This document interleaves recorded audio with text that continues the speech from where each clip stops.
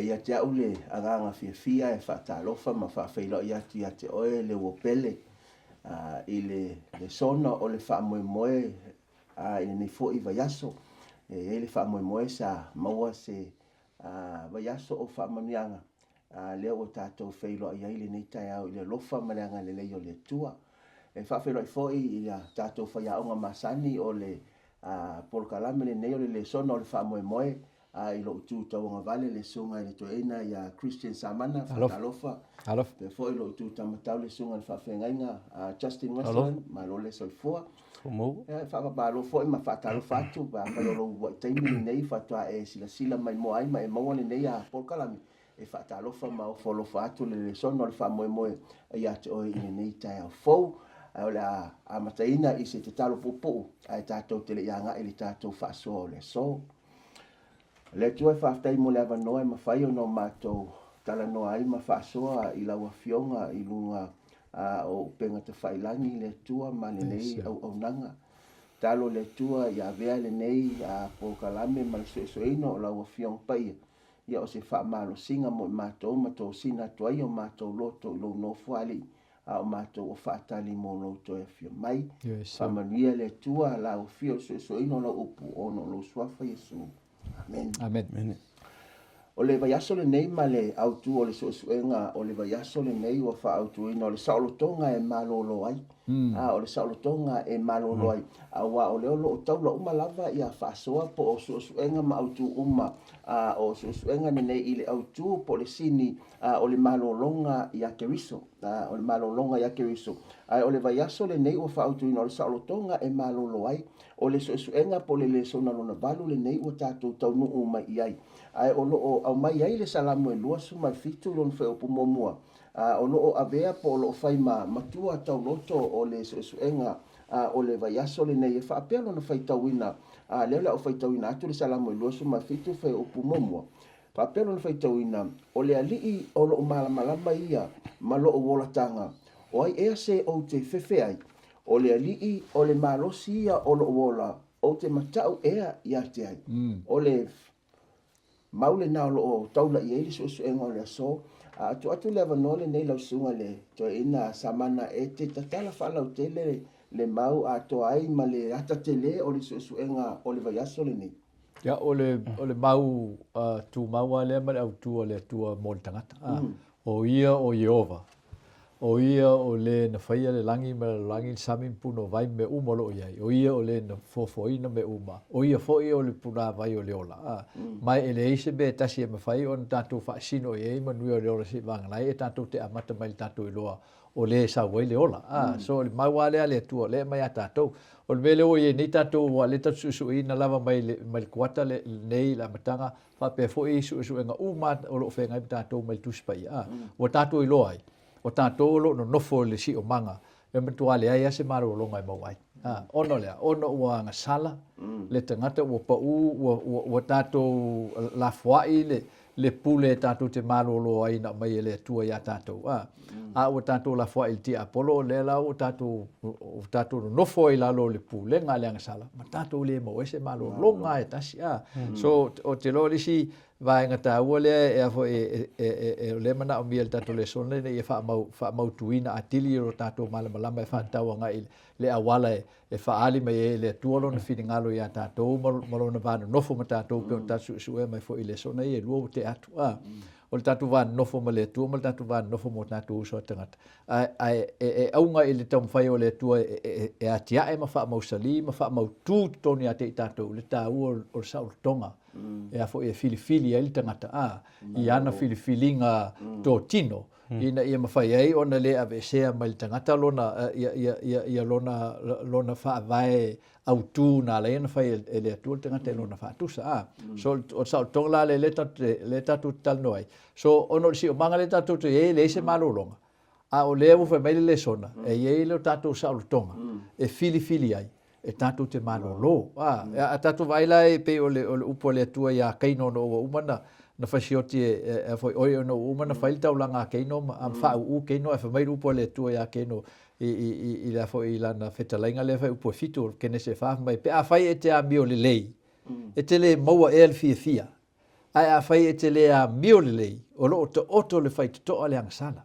E ua i atu lona manao i ate oe, e te pule fo i ate ia. So o i nā le whaavai e le atua, le upu moni le whaavai e le tato whiwhilinga sa o loto. Po whea tato te anga i ai, pe tato te fo i le atua.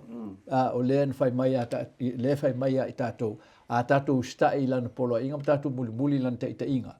E tato te iua le manuia, e tato te o fo i le malolonga, e tato te ola fo i le malolo le atua. A whai e le ai. On tatou nofo a lea i le afo i le vevesi. Ma tatou nofo i le tingaina. Ma le mafatia. Ona langa o le anga salana te amaia mea le anga uma. E mawhai o na hau i ei lo mafau. E whaati tau i mea mawhai tu tupu i o tatou o langa. So le alawa mai e tatou le sona le aso nei lea wanoa tatou tsusu e. Ma le fesilie. E wha au tu i ei le i al tatou sairi i linga mo le vai aso le. O le mea la e te manao. E te manao i le file mu. E te manao i le malolo, pe e te peua e malia le tūlanga lea i ai le soifuanga.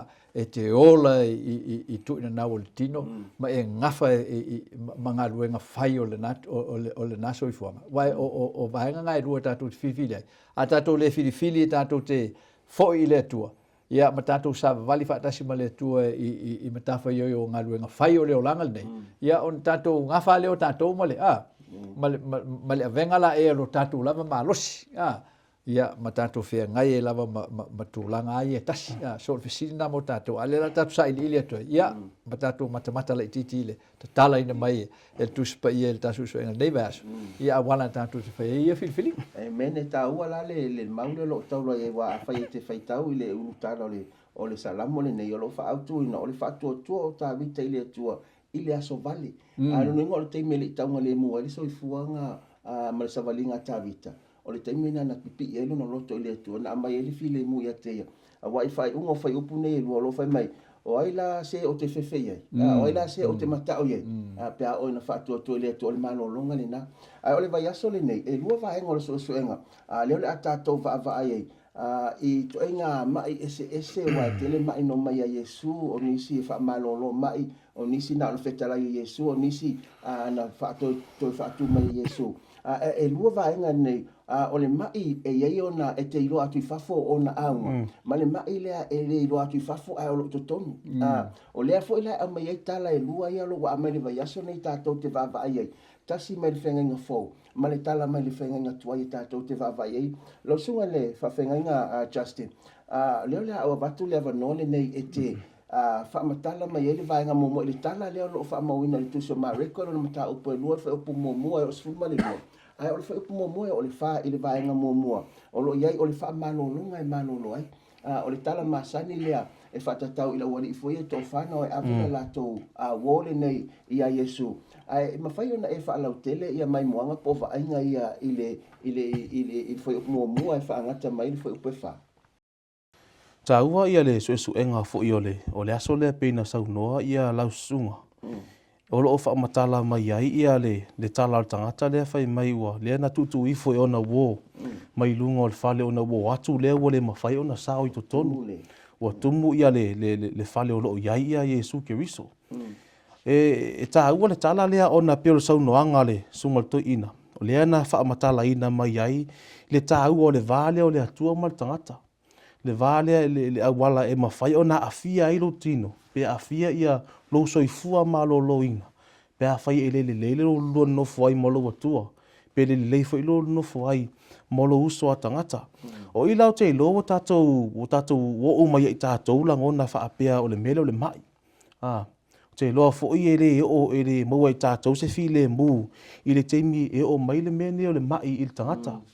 Ia le tele lava la fa mai pena fa ilo mal tatou le sona manisti fo so enga ia o me tutupu ia ona o le wala e o le tangata o le wala e te ai o mea o le lava o le malo longa e tele ni mea o lo au maia e tau mawhai e wha matala ai ia le mafu anga o le meni o le wha mai o nisi o tangata o lato vava ai e te tau ona e le mea le sense of justice pe o le mea le a whai wala vea ia hau se tangata e paula wala wale ato to ile malo longa wa e tatau ona i se me tupu tangata lea e tau fo na ave pe fal pui pe fa ina ula via ile ta vali a le ala fa ilo me le so na le ai le a to anga le o le malo longa le la tau te va ai le tusi le ma reko e luon fa ipombo mo fa ngata mai fa lo fa matala mai tangata le nei fa mai e vatu ia Yesu tilo tu le fa ola o matua i fa le tonu lava le me o yel tamal nei o le desire of ages lon fa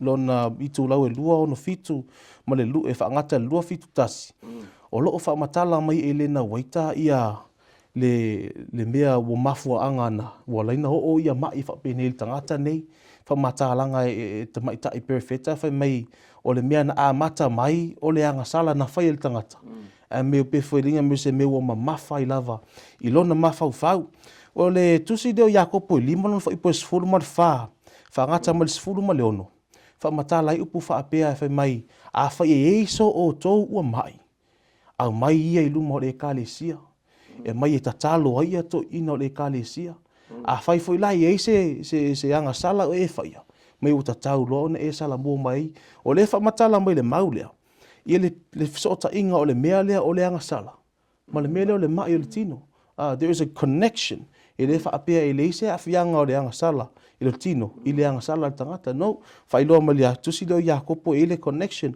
tu se te no me fitu ron fa i pos fulu ma lua fa ngata se fulu ma lima le fa ilo mai upu ia mo se fa mai a fai to te tausi ia upolo inga le fa matala mai tu la fono le tu mai tu tausi tu la fono le tua mai ole ale ho o atu fo i mai nei o to tino o le ala fa ilo mai o ke le ia o le connection po le no fo ai o vaenga le lua ele mo fai lanta tu ese ia le tu la fono le tua mai fa mai o le tino le ala tate va ai le na fai Yesu i le va venga man malo lo il tangata nei ia ona fo i o le ngata wo lo atu Yesu ia le vai o lo na tino afa mai wo lo atu fo i Yesu le vai inga o lo i totono na loto po le anga sala o le no fo male tangata nei ta ua ia le vaenga nei awa le fa ilo mai i o fa malo lo ngai fa ele atua po Yesu mo i tatou pe fa te o te ia mai ato ato ele ngata e fa malo lo tatou fa le nganga af mai na te fa malo lo fo i tatou i la le tino tau no malo le vaenga e lua tatou le sona le vave lava o lo fa matala mai ai le temi o tu ia le li fa ola matilo tilo atu i la wali ia na au mai ia tangata ni ka fa mai o tu ni le li fa ola mtu mai mata utia lo latou fa tu ta utia le fa tu la o le salamo se lau su mari fa po toru fulo fa matala mai o le fa tu e tu fa tasi man me ni ta o tu la fono le e fa matala mai le o mo le malo longa tangata ni o le malo longa a toa e mo o le tangata le ngata e tausi soi fua malo loina ai tu mau fo i tu la fono le atua le ala fa ilo mai o le healing le e fina ngalo le atua te tau na mo le tangata a toa le ngata i tatau ona hiol oe le tu fa le nganga langa tu la fono tatau ona hiol oe i la le tino ai fa mai fo i la le vaenga le ono le fa tua la lewo ia te oto tau na vea o tau mani fa manu yang e tatau fo na malo lo e sis tangata vaenga tolo ta ua le amai le aso le ta ua fa tai mo le fa so wa ole mai le na mo le tangata nei o na ba ia o no winga i fafu ole mafu anga na fa ngofi le wali i o no la to mai ma ave ia Yesu o no lo la to mo le mawina le tu langa fa le to no ia ia le mai o tangata ni wali mafai ona fai se feeling ale le wali mafai ona alu lava ia e saili o le o fa soani i la to ni e fa soani i no ngasi ina o tau no mai ia le wali ia ma to ifo ia Yesu ia le tangata nei o le memo mola wana fai Yesu na alusa o lava Yesu e tonga fiti le mafuanga po le fapunga yo le ma ona fa tonga fiti sa o lava e Yesu ale tatu te maua le mata upu lava le lua fe pe lima o sima lula sunga le to ina saman fa na e to e fa la tele le va inga le nei o le suenga e ala le awala na tonga fiti ai e Yesu le ngasi le na si mai ya le tau faita to aso le tau fa matala le le fo le awala la le autuna fa le root treatment a lo fa sa mo ino le fo sa a sa o le fo malo lo le fo le mai ia ona tanto lo le ia mai le awala le Yesu le ta mai ya tanto i o isi temi tanto tilo i ia fiango le mai ai tātou te le o iloa le mafuanga o le mai. Tātou te tilo i fianga o le mai e pe ona, pe o le vai lai e a fo e pe le mwensa vali e pe o le supa. O le pipili, lai tātou atu e le mwensa vali i a po le iwi o le mata, po le lima e pe, o le mea le sau Iesu fa mai fa upa suma lima o sila fia Iesu lo lātou whātuatua o le tangata le supa mal vanga lena o maia. O na feta lai atu le o ia i le supa, lo o atali ie, o wha manga loina o angasala, o le pongaila e o le mai, o le pongai o mai uma, o le angasala. O le angasala le len fa mai le tua le amatanga, o wai tātou te ai i le la au i loa i le leima le angalang o la au nga e wha pesenga ai po o ai tātou te whātua pe tātou te talitonu i lana upu, pe tātou te talitonu i le atua. Pe o tātou te talitonu i le wha se sela lea na i una, na lia li mai ma tofo ai le whātua o Eva. Ia e le iloa Eva. O le ngata la e la te whawhenga ai o le ti Apollo o le na te whaseina la langi uma. Ma whaseina i tātou mai le upo le atua. So le fofo sao a le mana o Iesu e whata oto mai lava le amatanga o wha malo longa. O lana fionga, o lana upu. O le upo le atua. O le mana o le upo le atua e tātou te ola ai le ola e whaavavau ma le ola e tu mau. A tātou ese mai le upo le atua. O tātou muli a tātou i o tātou manatu mo tātou lava tā ofi. O me o le unga o le whiwhiringa la ea, o le oti. Nā tau mea le tua le amatanga. Ai te le i o la le oti. Ia e mua mai e pupua ngā mawhainga tāmati ngā e mai ma. Ia a le o mai o whawhita udi. Ia wai lua latu e ngā mai e a e mua. O le whaamalolonga la Iesu len whaamaloloa i le supa lea. Na amata le whaamangaloino na nangsala. O le mai na e le ilo atu. O le angasala le tangata lai tono. La e a fia i le tangata nei. I tu tono lono loto. Ia na manatu te lo tangata po la se upo Iesu o la whai mai e whaatawanga i le mai leo si i atu. Ia a mata upo Iesu. O whaamangaloina la wangsala. Ia, o na manao leo le tua si i lunga le whaatua o le tangata le mai. Ina ia oani i nofo i le i ona manatu le pe o loanga o le anga o awa mio le wa le no wa fai me fa pena fa mai Iesu ia tātou le whātua la ia on whātua tali Iesu ia i la tau lana manatu fa pe e leo ia i le tangata le mana e whaamangalo ai le angasala wan mena o le awa o mai e le tua tātou i tala nei o leo mai e le tua tātou le pule pe na mai le tua tātou le sona sa o tonga o le pule sa o loto leo mai le tua ia tātou ina ia tātou filifili ai pe tātou te ola malolo pe tātou te ola mai e le te e mai pe te e malolo o le unga lava lau filfilinga po le fua lau filfilinga e te ola ai ai filifili ala e te tau samia o e sto inga me te tau samia o lo nei unga pe on famaile tua e te mo uma mai o le laulangi e tau sami pe on famaile tua e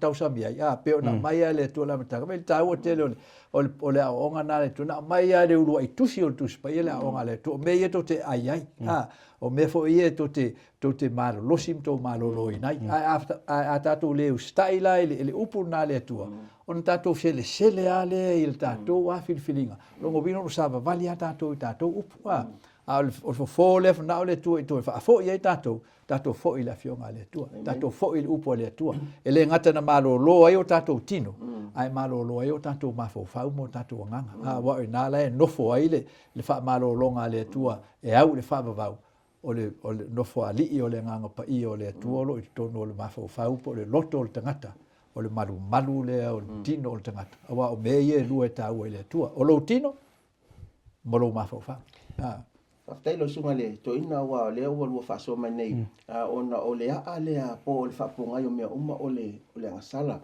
ona o le tausi i le tula fono fa tasi male va tausi le le o le soifua malo loina e tu sa mal fina ngalo o le tua mutato o le avel o mafo fa awa e ai nisi e mafai ona tausi i le soifua malo loina ala le tau mafa imani po le vegetarian tau mafa fo le tau vegetarian e ma ilava o le tausi i le tula fono ma usi tai meia ala e ma lava e mai falava e ma atu le tangata le tausi i le soifua malo loina i le kanes ala lava o ma le tangata le o lo tau mafa tapa ma i le kanes ale o le ala le se Faso pupu o lo sunga le to ina po le sunga foi fafe.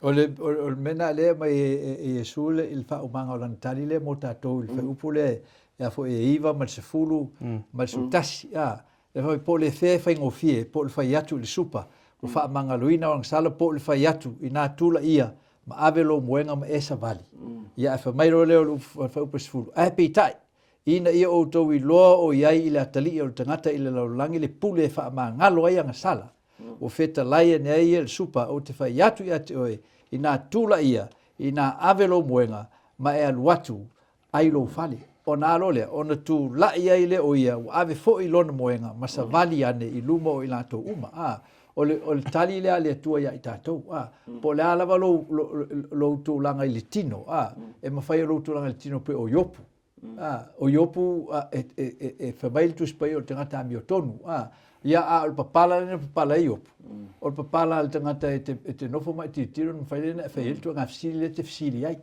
pa pe oi va me fo o te ami o tua nai papala lo tino me fo na te ei fuala au anai te mai o to inga mafau faunga na le mana o ti apolo o so fai e tatou ina ia tatou te ai le upu le tua al upu ai le tua a pete mai ai pete le mai ai i le tino o lo fa tua e te tua i lunga ma e savani pe ia te le mai so ole a onga le mana o le tua e mai tatou ina ia vese ia tatou le nganga le o fa msino ai mo le fa msino le lesi ona tatou fisili ngi ai le o le poto ma le ata mai o le tua na le fai le tua me se a fai mai le tua ia tatou o le me sili mo tatou o fala au ai u stai ai e te manui al fa manianga le tua te le mo ni mai lang o le tua lai feta lai te le mo ani mai a va pe ra te ai fala au a el mai te mai ia na o ia te lor ma fo anga le mai e na o le tua fo ina te lor le mele fa te lu po al fa upule lima le fa te wina mai o sila fia e Yesu lo la tau fa tua mela nai te le lo tua ai lo le tua mena i lo loto e fai tau le tua e matua sa o le fai tau ngai le tua lo fina lo lo loto so le o le onga na le na le tua mai tatou ni o ni filo ngia ya tatou ia le la mio tonu la fionga le tua tatou te stai tatou mulmuli ai ma folinga mai fa e mfai ona fa se te apolo tatou ma fa te ia tau wa e te tau mamla ma watu tupu me ia soifua ma le olanga e mawhai ona e tau si lei lo tino e o me lava mai o le o le ata le na e tau mai ai o le angsala wa afi ai me oma o le alava ale tulanga o le tulanga e siri o le fina ngalo e le atua ia usta e mawha atua tua e po le alava la le tulanga iai nene te uma natu e le o me ase mai ke usiano pe a fa pe e tau si me uma nei e o me lava le mai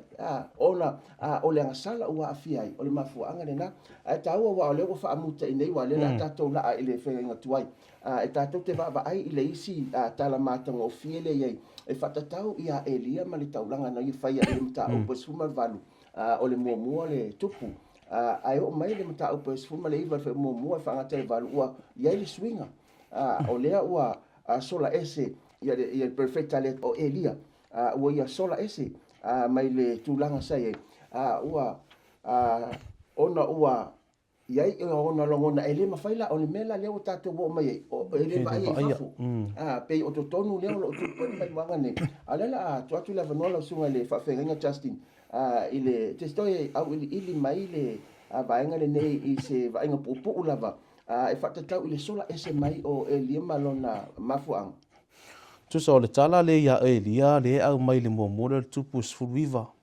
whaupu muamua e whaangata mai le lima le whaamatala mai ia ni malolonga o whawhela le ia whaamai ia e le vaaya. Ia o awa atatou vavaai nei i le talaanga o tangata nei o e lia i tua atu. E matautia ni mea na whaia e le atua le o langa o tangata le nei. Matautia mea na ia vaai e whaia e le atua. Sa ia tau fia le timu. Sa tatou vaai sa ia vala au atu i le atua maa mai e le atua le afi mai le langi. Le ana mu o le tau langa. E fesilingia ile le mafaufau. Pula le me o tupu o le ona sola tangata nei o Elia. O lea ua whailoa atu nei o ifo le queen e le masiofo. Leo whailoa atu nei o lea la whao atu leo tia te oe. ona o mea ia mo fai ia i tangata perfecta ma u tangata ia e fai osi taulanga. Ia, a lea lan tatou vaa e wa sola tangata nei o. Le tangata nei o Elia. O le wha apertani, o le wha mai le au mai i, o le wha mai le tau depression. A te le wha mai o le mafau fau. O se mea ua mamafa ua mata na atu ia ia lau loto. Te loa le tala tu mai lava pe a feita te fia malamala matili ai. E feita tau va ai i whai ngā woa teine matama. Te me tu ua i le tasi. Wa e tu le toi ai. E te me o il tangata ia langona fo le pe ua le tāua le ola. E te me o il tangata ini mea wha apea ua le eiso o tāua, ua le eiso ua o ngā. E te me o il tangata wha mei upe ua vai ia lo tino. O langona la ia o mai le wha mai le tau le depression le tala noa ia le pe fōringa mai ua o il tangata le nei o Elia. E whai tau whai upu na e lua tolu ma le wha. Le o le wha matala manino mai wha mei ua tangi atu Elia wha mole le atua. Ave ese atu ia lo uola. Wale eiso wha moe. Matua i vai lava le tangata ni o Elia. Tatu toi fo i tua le whai le mata upu le sfuru ma le valu. Tatu wawa ai. Ule afia o tangata ni o Elia le mele na tupu lunga le maunga. Awa tatu wa ai nisi o tangata fo ia o tatu uso e uma mai le milkeli po o nisi o vaenga i o ato i whawheo mai i le te ato o toa le lato mawhau ia ona ua wa ai tangata ai oti. E o vaenga la whaapea whaina tatu to soa me ma tatu wa ai. Pe fo ringa mai o le mea lea ua ho o le tangata ni o Elia. Ua afia ia ona o le afo ia. O mea na ia vaaia. O afia ia ona le lava o sana malo longa. I mea ia o tutupu mai lea lau wha mai loa. Ua sola ese ai loa. Tangata ni o Elia. O le mea pito silinta o te fia au mai le vaenga nei. E le vaenga lea o le meleta o le depression. O lona haafianga wha mai e te whai ei mea e le iso na o ngā. Or purposeless. O ni mea le iso na purpose. E te aua e savali. O e savali e mea le iso na o ngā le lopo o feo e a ngā iai. O le vaenga lea, depression, fia te lele ti Apollo, e maua le tangata. Pēna whai loa mai le whata oto le sfur, whalo na whai upo le valu. Whamai, o le tangata e se vali e le au noa male i loa. Me le tangata e whaase sengo fia le tangata lea. Lea lai whai loa mai i. Lea e le anga te lele, le mea le ta o le depression po le mamafa o lo mafafaupe atu i se mea. Awa o le wa whai loa mai tatou le sona le afianga e o le tangata. E whaase sengo fia i oe.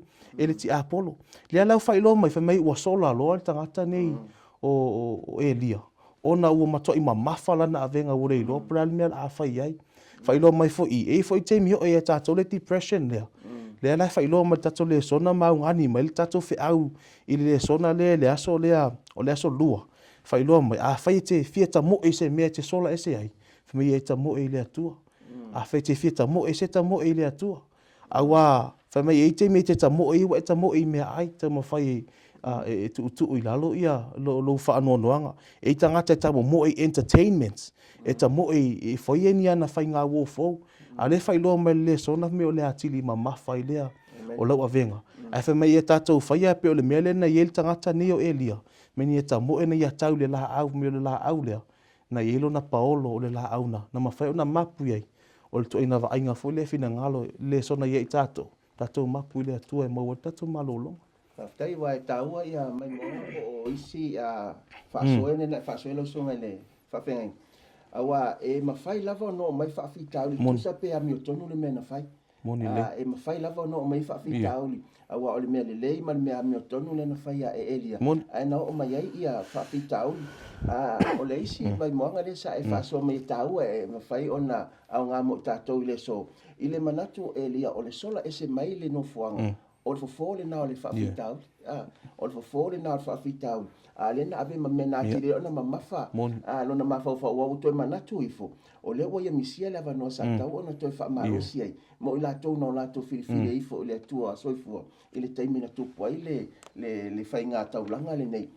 O se vai mainga taua. O le isi mena tau i eilo ma fau i le vaenga le nei.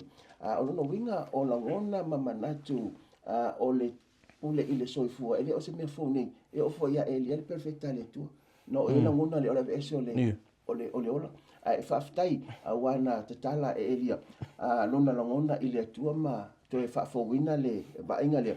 Ai o le ua tātou la mai awa le ua sola. Ua le lava sola. Ua le lava elia ona sola. O le ua tātou iai i le mumoli tupu mta pe suma valu. Le o iai le tatalo i le tatalo le i mta pe suma valu o tatalo le fatuatua. Ai o mai i le mta o pe se fulu ma le iva. I le foi upe fa. Ua sui le tatalo ua fōlinga mai ua le se wha moi. Lau sunga le to inga sama na mawhai ona e wha lau tele i le vaenga lea o lo tātou su engo leso. Ya, pu wal tat fa sore na lo mo tat temi o me bo le na mata mai tato vaenga longa lua le wal vaenga longa lua le o ka mai e fo el sunga fe o fefe o mafuanga le tele tato mai ma tato wa faina i le tino mal mafa o fefe o mata fefe. So se te mea te fefe ai, e te mai ai. O mo te ngata fefe, e mai. E te mele len fa ali e lia. O lana e fefe. O le ungo lo fefe. O le vaenga leo la suluru. O e fioti. So se te ngata e mata fefe, ma fefe so fuanga. E alan fai e te ngata mea ia pe o mea nisa no ai vaenga leo o la sulua. O le ale le vale o ono fo le po o fefe le mea la o mai na le ai ale le ai alo inu tenga te fo le la e sola il fale ava fo le inu ai ala ngalo ingo e fefe alo fale sanga i male ava e fefe alo e tausi langa fa na ai e sile atu le alo e ingo le e inu o nai ia po le laula fo le paipai e afo e te ai lo na mata fefe fo la e mai le alo e sanga i mona tutela so il fefe o le pongai le o le mai o le unga la mo te ngata fefe o le oti a mena le informal tato matu au tu o Jehova o lo umana malama mo lo o tanga o ai se o te fefe ai o ia o le malosi o lo malosi o ai se o te mata ai so o lo na tau tanto le mele o fioti ia ona mai ro le tu so swania tato pen avele tu so swania elia fioti elia a tuli mai le tu a ngelu sa fanga fanga ia ai ma ona la mena le fanga le tua no uma fanga le tua e lia to fo elia to moi to fanga fo le tua elia fa tau ai la ne mau le ala ia on to ai lo le elia no mo lo le ma lo si elia o le ata la e o tanga to fo le o fioti o la fefe ai fo le tua ina e mo le fo sa o le ta o mai le tua o le mano la na fionga o le fionga le tua o upo le tua o fa tua o le talo val au le tua mal fai tau tu spaia o awala ia le tu e malolo ai tatou te ai fefe na mai le tu e tatou le lofa le fa mai paulo o le lofa e le fefe ai o le lofa e mafa fau tonu ai so o le fa malolo na le tu le mai tatou i ina ia fa tatou moa le unga le mana o le tu tatou ti ai ia le la sa no ele sunga fe fa mai tatou le sona lo fa tai malo ava no le tu atu la sunga le fa fenga inga te fa so mai le vainga muli le nei o le malolo a tili ai la o le ale le malolonga le o lo fina ngalo le tu mai mo tatou o tangata o tatou o solfu le la lo lani nei o tumo fa fitau o le aso lea e tā ua o le wha iloa mai e le tatou le sona. E moni o lena o le malolonga ia Elia. O na o mea ia le ngata ua whawhanga e le atua. Ai ua mai fo e le atua le maunga ma ua whaali atua e le atua ia. Wha iloa atu ua watangi mai Elia. Le atua. E le ma ua toe lava o au. O whioti uma au o whioti au perfeta. Toe lava o au. O ele mawhai o na tau na o au tau nei. A vatu le atua, vatu le maunga o tiu lotu tangata nei. Mai wa sau le afi tele, sau le savili tele, wa lu ele wa whaalongo tangata nei o Elia. O mai le fefe fai atu lom Elia. O yo feta lai mai lo le atua ia Elia. O le ala o mea o le fai i nei. What are you doing here? A wa o le whai lo atu le atua. O leo e sola mai wa e fefe.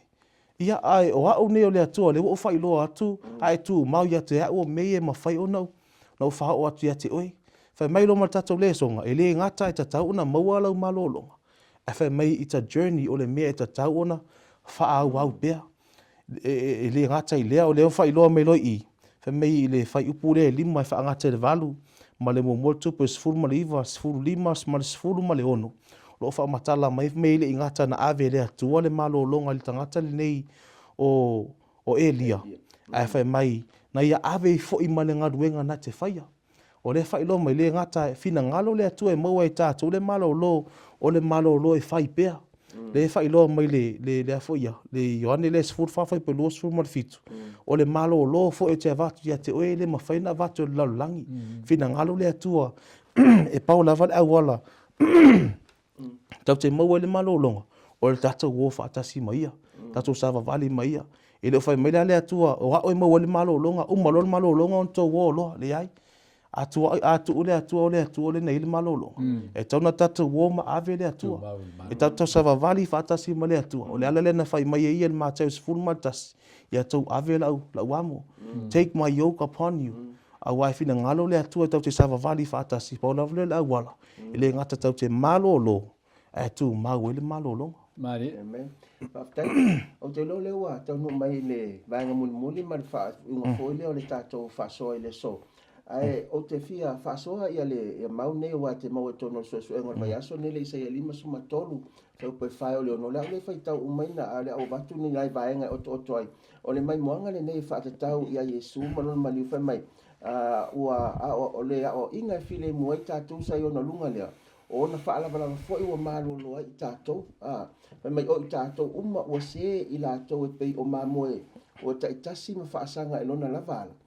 Ua whao o ia te ia I ova le amio leanga I tātou uma. O le wingo le whaamtalanga, o le wa uma na whaia e Yesu le malolonga sili mo tātou le whaautu Yesu esu enga o le kuata le nei o le malolonga ia keriso. E tātou te wha mai moe ma whaalangolango iai. Le fo o tātou moli mawina I tala nei mai tono le whiunga pa ia le tua I le so. I le taunu unga o le soifuanga ma leolanga o Elia. Na whaapele whaamtalanga ele mo lua le tupu mta pe lua fa pe suma tasi fa mai ua sava vali atu pe ila ua o tau tala fano fa uta foi o le no fo afi fa ta vale ma so fo no afi o te ss ila ua o na alua e ile o Elia ile asio ile lani o Elia o le tangata ele io o ele o ti ana ave o le ina ele tua ile langi ma o le na fo ilo tato fa moi o na fo ilo tato malolonga e malolo a tili e lava a wai fa mtalanga ele to ia se tinga po o si fa no ile no fuanga le o tape na ina ile tua mo tato e tato te malolo I tinga o le soi fuanga e ele tarito nunga ma fa moi o fa manu ina I tato umalava ele so ino le fiong pa ia ale tua ile nei fo I taiao mo le atu le nganga whaftai man whamalo mo le talia ina o I mātou tātou te mafuta whatasi le so iei whamanuanga a le tua o le au whaiwina a le tātou whasoa I se talo le tua whaftai mo lo fina ngalo alofa lo momoli mai mo I mātou I le aso ma le aso e ala mai I la ua fionga pa ia e ama iei le whamalo si ina o mātou filifili e mātou te whātua ma whamoe atu I atu oe e mātou te maua ele malolonga sili le tua e mawhai ona e ofo ina mai ele ngata o le soifuanga le nei o le langi ma le ola e whaavavau o lo mātou o tuni matai atu iai iai lau whamanianga le tua I wo o mawhai ona mātou mafuta whamania lau fio le savalinga o neva yaso ono lo suafa Yesu Amen